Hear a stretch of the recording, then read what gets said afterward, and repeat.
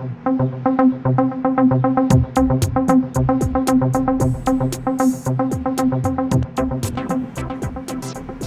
right. Italian Meringue Buttercream. It's like our standard buttercream here at the bakery. It is a delicious thing. It's egg whites that are whipped up to stiff peak. They're cooked with a hot sugar syrup. You whip that till it's cool, then you add in butter, okay? It's a pretty simple process, but you have to have the right equipment. That includes using a standing mixer with the wire whip. You gotta have a candy thermometer to make sure you have the right temperature going when you're making your hot sugar syrup. And you gotta have a little bit of patience, you know? Patience and a steady aim.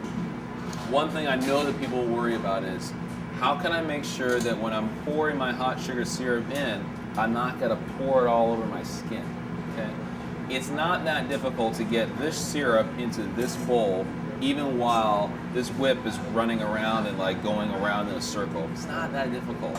I'll pour the syrup directly into the bowl too. Some recipes say put it into some kind of Pyrex container to stop the cooking process. No, just go right from the pot into the mixer when the mixer's running on the highest speed. A couple things to watch out for, we'll cover them all. Radio? Okay, so just yesterday I was doing a demonstration, and in the demo, the bowl was kind of dirty, so the meringue that I was making did not whip up. You have to make sure that the bowl is spotless, really, really clean. So if you have any kind of fat that's in the bowl or on the wire whip, on these wires, then you will have like a loss of volume in the meringue. It just won't rise up.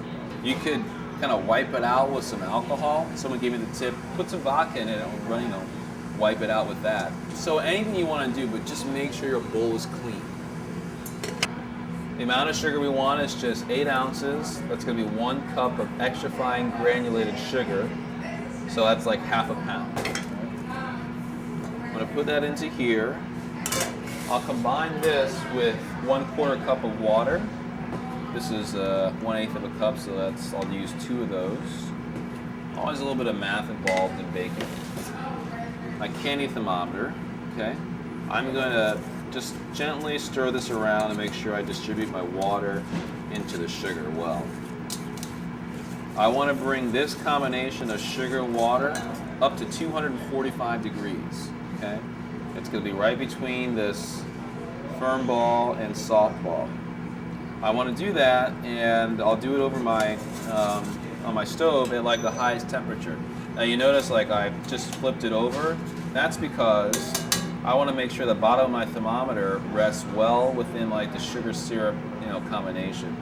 We're over here at the stove, and we're going to go on like kind of medium to high heat. What I don't want is my flame to kind of go around the pot, but that should be good.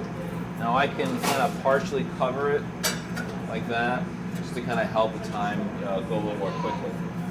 Maybe this will take about 3 to 4 minutes. It depends on everyone's oven, the cooking surface, the pot, etc. While this is going, we're going to start the eggs.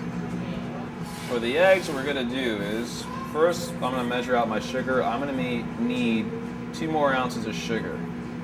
I'll put these into the egg whites when they're whipped up to stiff peak. Just set that aside. 5 eggs, okay? Got 5, besides large eggs. So I have 5 eggs, and I'm going to separate them. And that means I'm just going to go back and forth from yolk to yolk, or from shell to shell with the yolk. If they have egg yolks in them, you have a problem and they won't whip up really high. Alright, so here, I'm going to start this on a slightly lower speed. So see how it's frothy just a little bit? That's what I want to have happen. Once I get a little bit of this froth, I'm going to increase to the highest speed. I like to kind of feel like I'm doubling up the egg whites, unraveling the tight coil, just kind of breaking them apart, so then I can really add a lot of air quickly. That's what we're doing. I'll check on the sugar syrup. It's like right at the thread stage, which means it's like at 230 degrees. That's just enough for me to just kind of hold it. I can even turn off the heat, off the flame. If you have an electric burner, then just move your pot off of that hot burner for a moment. I'll turn the temperature right back up in a second. My egg whites are getting there. They're not ready for the extra sugar yet. I have 2 ounces of sugar I'll pour in. Just about at stiff peak, just where I want to be. I'll start adding the sugar in, and you can get a closer look at how quickly I add the sugar in. Not too fast. Just like that. You can see this rate of addition. Just a little bit at a time. Little at a time. Like in everything in baking, you don't want to go too quick. Don't overwhelm, don't underwhelm the item. All right, so let's turn the sugar back on. Now, you can over whip egg whites. You can make them dry. Adding the sugar helps protect it a little bit from that. I don't want to continue to whip this for minutes upon minutes. This is just going to continue to go for like another maybe minute while the sugar syrup comes up to temperature. Oh yeah, I'm gonna stop right now. Okay, take my thermometer out, I'll put in some water. This is exactly the kind of bubble rate I want. Now notice you have some of these crystal of sugar crystals there. Don't worry about it. Don't worry about that at all. It's okay. I'm just gonna pour in. I'm gonna aim right between the wire whip and the bowl. I'm gonna keep my eye right in the bowl as I'm pouring. I'm going to raise my whole arm from my shoulder in order to continue the rate of pouring. I do that instead of like turning my wrist because it's kind of hard on your wrist if you turn it. Those sugar crystals that form on the side of the bowl or side of the pot, that's from like, you know, the water evaporating and the sugar that kind of rose up to the side of the pot when I was stirring it.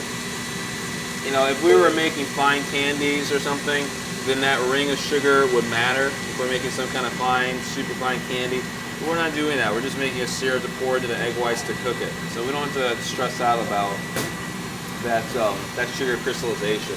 What am I doing? I'm feeling the bowl. I just want to make sure that there's heat everywhere distributing out to make sure that it's actually, you know, cooking this meringue. We want to cook it in order to get rid of any kind of threat of salmonella or campylobacter, any kind of foodborne illness.